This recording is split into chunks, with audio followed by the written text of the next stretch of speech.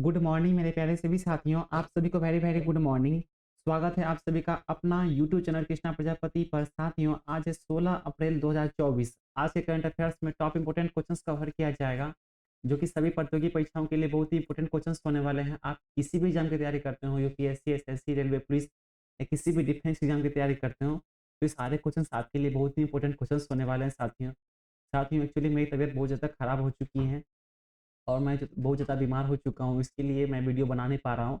लेकिन मैं फिर भी आज कोशिश किया हूँ बनाने की, और मैं डेली कोशिश करूँगा कि मैं डेली बना पाऊँ वीडियो, है ना? चलिए साथियों, सारे क्वेश्चंस एक-एक करके कवर करेंगे। आज का जो पहला क्वेश्चन है, हाल ही में टी20 मैच में सबसे ज़्यादा छक्के लगाने वाले पहले भारतीय खिलाड़ी कौन बने? ठीक है? तो इसका सही आंसर हो जाएगा रोहित शर्मा। रोहित शर्मा जो है टी20 मैच में सबसे ज़्यादा छक्के लगाने वाले भारतीय खिलाड़ी बने हैं। ठीक है? चलिए साथियों, इनके पॉइंट देख लेते हैं। 14 अप्रैल को मुंबई के वानखेड़े स्टेडियम में प्रीमियर लीग यानी कि आईपीएल में चेन्नई सुपर किंग, सीएसके और मुंबई इंडियंस के बीच मैच हुआ था। ठीक है? तो आपको ये भी समझ में आना चाहिए कि मुंबई में जो स्टेडियम है उसका नाम है वानखेड़े स्टेडियम। ठीक है? वहाँ पे 14 अप्रैल को सीएसके और एमआई के बीच मैच हुआ था। इसमें एमआई के पूर्व कप्तान रोहित शर्मा टी20 में क्रिकेट में 500 से ज़्यादा सिक्स लगाने वाले पहले भारतीय खिलाड़ी बने हैं। ठीक है? दूसरा पॉइंट है, रोहित शर्मा टी20 क्रिकेट में 500 से ज़्यादा सिक्स लगाने वाले दुनिया के 5वें क्रिकेटर बन गए हैं। ठीक है? तो क्वेश्चन आपने देखा था, क्वेश्चन में बताया था कि पहले भारतीय खिलाड़ी, तो पहले भारतीय खिलाड़ी जो है रोहित शर्मा बने हैं, लेकिन दुनिया भर में ये 5वें नंबर पे आते हैं। ठीक है? मैंने चार्ट में भी समझाया है, तो आप चार्ट में समझ लीजिएगा आगे।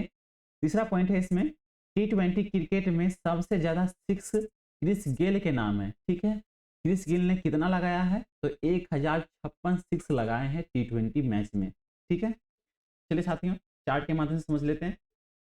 टी20 क्रिकेट में सबसे ज़्यादा सिक्स लगाने वाले बैटर जो हैं क्रिस गेल हैं, जो कि आप पहले ही देख चुके हैं, वेस्ट इंडीज़ के खिलाड़ी, 1056। ठीक है? उसने सिक्स लगाए हैं। उसके बाद आते हैं कैरन पोलार्ड, पोलार्ड जो कि वेस्ट इंडीज़ के हैं, जो कि 860 सिक्स उसने भी लगाए हैं। ठीक है? आंद्रे रसल है। ये तीनों खिलाड़ी जो है, क्रिस गेल, कैरन पोलार्ड और आंद्रे रसल और कोलिन मुनरो, ये सारे विदेशी खिलाड़ी हैं, जो कि भारतीय खिलाड़ी से ज़्यादा रन, ज़्यादा सिक्स लगा चुके थे। ठीक है? लेकिन अभी जो है भारतीय खिलाड़ी रोहित शर्मा, जो कि 502 सिक्स लगाए हैं। ठीक है? और सबसे पहले भारतीय खिलाड़ी बने हैं। ठीक है? हो सकता है आगे जाके ये नंबर 1 भी हो सकते हैं, लेकिन अभी जो 3 जो आप देख रहे हो, क्रिस गेल, कैरन पोलार्ड और आंद्रे रसल, ये सारे वेस्ट इंडीज़ के खिलाड़ी हैं, जो कि सबसे ज़्यादा सिक्स लगाए हैं। ठीक है? पहले नंबर पे कौन है? तो क्रिस गेल है, और 5वें नंबर पे कौन है? तो रोहित शर्मा है। चलिए साथियों, अगला क्वेश्चन देखेंगे। हाल ही में किस कंपनी के सीईओ अपने पद से इस्तीफा दे दिया है?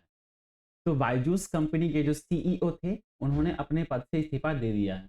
ठीक है? इन्हें भी हम पॉइंट के माध्यम से समझने की कोशिश करेंगे। पहला पॉइंट है, 15 अप्रैल को बायजूस इंडिया के चीफ एग्जीक्यूटिव ऑफिसर यानी कि सीईओ, ठीक है? फुल फॉर्म होता है उसका चीफ एग्जीक्यूटिव ऑफिसर, सीईओ का फुल फॉर्म। ठीक है? तो बायजूस के जो सीईओ थे अर्जुन मोहन, उन्होंने अपने पद से लगभग 7 महीने बाद इस्तीफा दे दिया है। लगभग यानी कि 7 महीने पूरने वाले थे, उन्होंने अपने पद से इस्तीफा दे दिया है। ठीक है? बायजूस अपने बिजनेस को 3 डिवीजन, जैसे कि learning app, online classes and tuition centre और टेस्ट प्रिपरेशन में रीऑर्गेनाइजेशन करेगी। ठीक है? तो बायजूस जो है 3 डिवीजन में ये भाग को बांटेंगे। बायजूस एक्चुअली कंपनी बंद होती जा रही थी। ठीक है? लेकिन अभी जो है वो प्रोसेस चालू है। एक्चुअली आप तीसरा पॉइंट देखोगे ना, तीसरा नहीं, दूसरा पॉइंट ही जो है, तो यहाँ पे लिखा हुआ है, एक आपको दिख रहा होगा, मैं आपको दिखाने की कोशिश कर रहा हूँ। ये देखो, यहाँ पे लिखा हुआ है बिजनेस, है ना? तो बायजूस अपने बिजनेस को, मतलब समझ रहे हो आप, पढ़ाई जो है, मैं क्या ही बोलूँ, पढ़ाई जो है बिजनेस हो चुकी है। तो बायजूस अपने बिजनेस को 3 डिवीजन यानी कि लर्निंग ऐप पे चलाएगी, online classes and tuition centre पे चलाएगी और टेस्ट प्रिपरेशन में रीऑर्गेनाइजेशन करेगी। ठीक है? इनमें से प्रत्येक यूनिट में अलग अलग लीडर होंगे, जो प्रॉफिटेबिलिटी सुनिश्चित करने के लिए बिजनेस को स्वतंत्र रूप से चलाएंगे। तो मतलब यह बिजनेस जो है, पढ़ाई वाली बिजनेस, यह प्रॉफिटेबिलिटी प्रॉफिटेबिलिटी सुनिश्चित करने के लिए यह चलाएंगे। ठीक है, बायजूस चाहते हैं मैं अनअकैडमी से आगे बढ़ जाऊं, सारे सारे बिजनेस खोल रखे हैं। यह बदलाव अर्जुन के नेतृत्व में 7 महीने की कॉम्प्रिहेंसिव ऑपरेशन रिव्यू और कॉस्ट ऑप्टिमाइजेशन प्रैक्टिस के बाद किया गया है। ठीक है, तो जब तक अर्जुन जी थे, यानी कि अर्जुन मोहन सीईओ, तो उनके नेतृत्व में ये नहीं किया गया, लेकिन यह बदलाव जो है अर्जुन के नेतृत्व में 7 महीने की कॉम्प्रिहेंसिव ऑपरेशनल रिव्यू और कॉस्ट ऑप्टिमाइजेशन प्रैक्टिस के बाद किया गया है। ठीक है, तो अर्जुन के रहते हुए नहीं किया गया, यह बाद में किया गया। बायजू रविंद्रन ने 2011 में बायजूस की स्थापना की थी। तो बायजूस की जो स्थापना की थी उनका नाम ही है बायजू रविंद्रन। ठीक है, चलिए साथियों अगला क्वेश्चन देखेंगे। हाल ही में किस महिला खिलाड़ी ने पेरिस ओलंपिक का 20वां कोटा हासिल किया है? ठीक है, तो इसका सही आंसर हो जाएगा पलक गुलिया। पलक गुलिया जो है पेरिस ओलंपिक का 20वां कोटा हासिल किया है। ठीक है, इन्हें भी हम डिटेल्स में समझने की कोशिश करेंगे। पहला पॉइंट है, 14 अप्रैल को भारतीय शूटर पलक गुलिया ने ब्राजील के रियो डी जेनेरियो में ISSF final Olympic qualification championship में भारत के लिए 20वां पेरिस ओलंपिक कोटा हासिल किया है। ठीक है, तो ये शूटर में किया गया है। उन्होंने महिलाओं की 10 मीटर एयर पिस्टल में ब्रॉन्ज मेडल जीता है। ठीक है, तो वहाँ पे जो है भारत के लिए 20वां पेरिस ओलंपिक कोटा तो हासिल किया ही, लेकिन उसने 10 मीटर की एयर पिस्टल में ब्रॉन्ज मेडल भी जीता। ठीक है, किसने? तो पलक गुलिया ने। ठीक है, पलक गुलिया 18 साल की पलक गुलिया ने 217.6 का स्कोर किया है। ठीक है, वहीं पे आर्मेनिया की एल्मीरा करापेटियन ने 240.7 के स्कोर के साथ गोल्ड हासिल किया है। ठीक है, और वहीं पे तीसरा जो है थाईलैंड की कामोन कामोन लाक सायंचा ने 240.5 के साथ सिल्वर मेडल जीता है। ठीक है, तो ब्रॉन्ज मेडल पलक गुलिया ने जीता, गोल्ड मेडल जो है एल्मीरा करापेटियन ने जीता है, और सिल्वर मेडल जो है कामोनलाक सायंचा ने जीता है। ठीक है, पलक गुलिया ने पिछले साल हुए एशियन गेम्स में 10 मीटर एयर पिस्टल में गोल्ड मेडल जीता था, और भारत ने अपने पिस्टल और राइफल कंपटीशन में सबसे ज्यादा 16 पेरिस ओलंपिक कोटा हासिल किए हैं। ठीक है, तो अभी तक जो है भारत ने पिस्टल और राइफल कंपटीशन में सबसे ज्यादा 16 पेरिस ओलंपिक कोटा हासिल किए हैं। ठीक है, और पलक गुलिया जो है इस अभी तो ब्रॉन्ज मेडल जीता है, उससे पहले जो है गोल्ड मेडल जीता था, लेकिन अभी जो है गोल्ड मेडल किसने जीता है? तो एल्मीरा करापेटियन। ठीक है, चलिए साथी इतना आप याद रखिए। अगला क्वेश्चन देखेंगे। हाल ही में नौसेना अलंकरण समारोह का आयोजन कहाँ किया गया है? तो नौसेना अलंकरण समारोह का आयोजन गोवा में किया गया। ठीक है, इन्हें भी हम पॉइंट के माध्यम से समझने की कोशिश करेंगे। बहुत ही अच्छी क्वेश्चन है साथियों।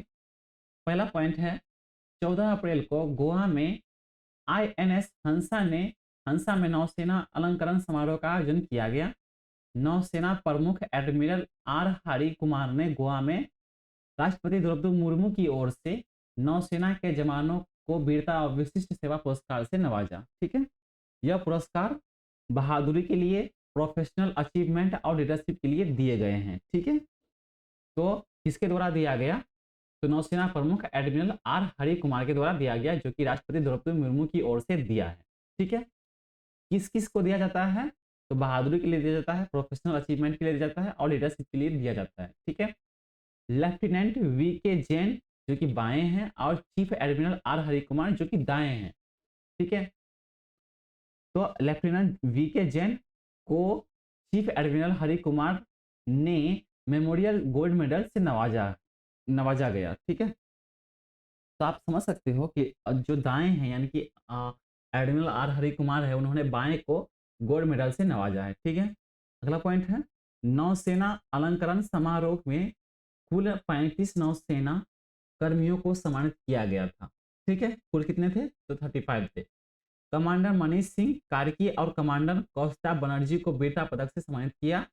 लेफ्टिनेंट कमांडर पन्नी रसेलवन विष्णु प्रसन्ना को लेफ्टिनेंट कमांडर भास्कर को भी वीरता पुरस्कार मिला है। ठीक है, तो वीरता पुरस्कार किन किन लोगों को दिया गया, तो कमांडर मनीष सिंह कार्की और कमांडर कौस्तुभ बनर्जी और लेफ्टिनेंट कमांडर पन्नी रसेलवम विष्णु प्रसन्ना, ठीक है, और लेफ्टिनेंट कमांडर भास्कर, इस सबको वीरता पुरस्कार दिया गया है। ठीक है, कैप्टन रवि धीर को मेमोरियल गोल्ड मेडल से नवाजा गया। ठीक है, नौसेना डाइकार्ड मुंबई और एमएस वर्लसुरा को सीएनएस ट्रॉफी से सम्मानित किया है। ठीक है, इतना आप याद रखिए। चलिए साथियों अगला क्वेश्चन देखेंगे। हिमाचल प्रदेश की स्थापना कब हुई थी? तो इसका जो है आप ऑप्शन समझ सकते हो कि 15 मार्च, 15 अप्रैल, 15 फरवरी, 15 जनवरी, सारे के सारे 15 है, तो कौन से 15 होंगे? तो 15 अप्रैल, यानी कि आज 16 अप्रैल है, कल के दिन जो थे मतलब 15 अप्रैल, तो उन्हीं के दिन जो है हिमाचल प्रदेश की स्थापना हुई थी। ठीक है, चलिए साथियों इन्हें भी हम पॉइंट के माध्यम से समझने की कोशिश करेंगे। पहला पॉइंट है 1948 में 15 अप्रैल के दिन ही हिमाचल प्रदेश की स्थापना हुई थी। ठीक है, 28 पहाड़ी रियासतों को मिलाकर इस प्रदेश को बनाया गया था। इसे 25 जनवरी 1971 को पूर्व राज्य का दर्जा दिया गया था। ठीक है, इस तरह हिमाचल प्रदेश की भारतीय गणराज्य का 18वां राज्य बना था। ठीक है, तो आप समझ सकते हो जो 28 पहाड़ी रियासतों को मिलाकर इस प्रदेश को बनाया गया था। ठीक है, और इसे 25 जनवरी 1971 को अब पूर्ण राज्य का दर्जा दिया गया था, जो कि कब बनाया गया था? तो 1948 में बनाया गया था, जो कि दर्जा मिला था उसको 25 जनवरी 1971 को, और स्थापना कब हुई थी? तो 15 अप्रैल 1948 को। ठीक है, कितने रियासतें थे इसमें? तो 28 पहाड़ी रियासतों को मिलाकर बनाया गया था। ठीक है, इस तरह हिमाचल प्रदेश भारतीय गणराज्य का कितना राज्य बना था? तो 18वां राज्य बन गया था। हिमाचल प्रदेश के पहले मुख्यमंत्री कौन थे? यशवंत सिंह परमार थे। ठीक है, चलिए साथियों 15 अप्रैल के कुछ महत्वपूर्ण दिन हैं जिन्हें आपको याद रखने हैं। पहला पॉइंट है इसमें 2013 में निकोलस मदुरो वेनेजुएला के राष्ट्रपति बने थे। ठीक है, तो वो 2013 में जो वेनेजुएला के राष्ट्रपति बने थे उनका नाम था निकोलस मदुरो, जो कि 15 अप्रैल को बने थे। ठीक है, 1998 में हम्पी गुरु के नाम से मशहूर फेडरिक लेंज का निधन हुआ था। ठीक है, अगला पॉइंट है 1994 में भारत ने 124 देशों के साथ general agreement of trade and tariff समझौते पर साइन किए थे। ठीक है, अगला पॉइंट है 1980 में भारत में 6 प्राइवेट बैंकों को राष्ट्रीयकरण किया गया था। ठीक है, तो 1980 में 6 प्राइवेट बैंकों को राष्ट्रीयकरण किया गया था, जो कि 15 अप्रैल के दिन किया गया था भारत में। ठीक है, अगला पॉइंट है 1895 में बाल गंगाधर तिलक ने रायगढ़ किले में पहले शिव जयंती समारोह की शुरुआत की थी। ठीक है, चलिए साथियों अगला पॉइंट है 1892 में जनरल इलेक्ट्रिक कंपनी न्यूयॉर्क में स्थापित की गई थी। ठीक है, तो 1892 में की गई थी जनरल इलेक्ट्रिक कंपनी न्यूयॉर्क की स्थापना। ठीक है, चलिए साथियों 14 अप्रैल के भी कुछ महत्वपूर्ण दिन हैं जो कि आपको याद रखने हैं। ये 14 अप्रैल के नहीं होने चाहिए साथियों, क्योंकि 14 अप्रैल संडे पड़ जाता है, तो ये 13 अप्रैल के महत्वपूर्ण दिन होंगे साथियों, है ना। इन्हें आप 13 अप्रैल के महत्वपूर्ण दिन के दिन से याद रखेंगे। ठीक है, यहाँ पे 14 अप्रैल है तो इसे आप इग्नोर करेंगे। पहला पॉइंट है इसमें 1956 में प्रोड्यूसर डायरेक्टर और एक्टर सतीश कौशिक का जन्म हुआ था, जो कि इनका निधन भी हो चुका है। आप इनकी फिल्म भी देखे होंगे तेरे नाम, जो कि बहुत फेमस है ना, तेरे नाम द अनफॉर्चुनेटली लव स्टोरी, जो कि सलमान खान की फिल्म है, जिन्होंने इसी ने डायरेक्ट की थी। सतीश कौशिक, जो कि इनका जो जन्म है 1956 में हुआ था। ठीक है, 13 अप्रैल के दिन, 14 अप्रैल नहीं होंगे साथियों, 13 अप्रैल होंगे। ठीक है, अगला पॉइंट है 1940 में राज्यसभा की पूर्व राष्ट्रपति और मणिपुर के राज्यपाल नजमा हेपतुल्ला का जन्म हुआ था।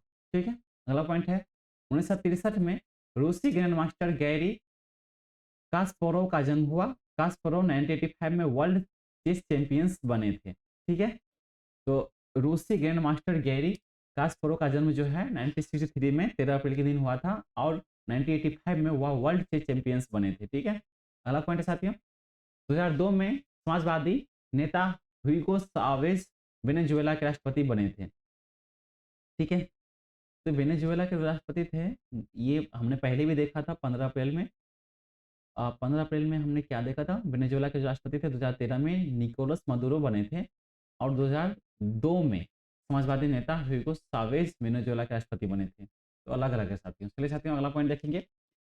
2018 में 65वें यानी कि 65वें राष्ट्रीय फिल्म पुरस्कारों की घोषणा हुई, जिसमें से श्रीदेवी को सर्वश्रेष्ठ अभिनेत्री का खिताब दिया गया और विनोद खन्ना को दादा साहब फाल्के पुरस्कार मिला था। ठीक है, दोनों को निधन हो चुका है, मतलब दोनों जो है इस दुनिया से चले गए हैं, मतलब दोनों मर चुके हैं। ठीक है, अगला पॉइंट है साथियों, 1997 में टाइगर वुड्स ने 21 साल की उम्र में यूएस मास्टर्स चैंपियनशिप जीती।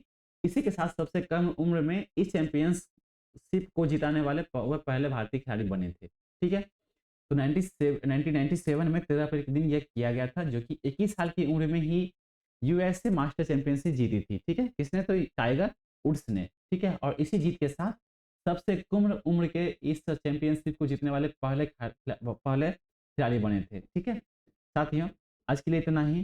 साथियों मेरी तबीयत बहुत ज़्यादा खराब है, मैं बहुत ज़्यादा ही अस्वस्थ फील कर रहा हूँ, तो अगर कुछ मिस्टेक हो रही है तो प्लीज़ इसे इग्नोर कीजिएगा। मैं कोशिश करूँगा कि थोड़ी-सी मैं रिकवर हो रहा हूँ, तो मैं अच्छे से वीडियो बनाने की कोशिश करूँगा। ठीक है साथियों? तो साथियों आज के लिए इतना ही। आपका समय शुभ हो।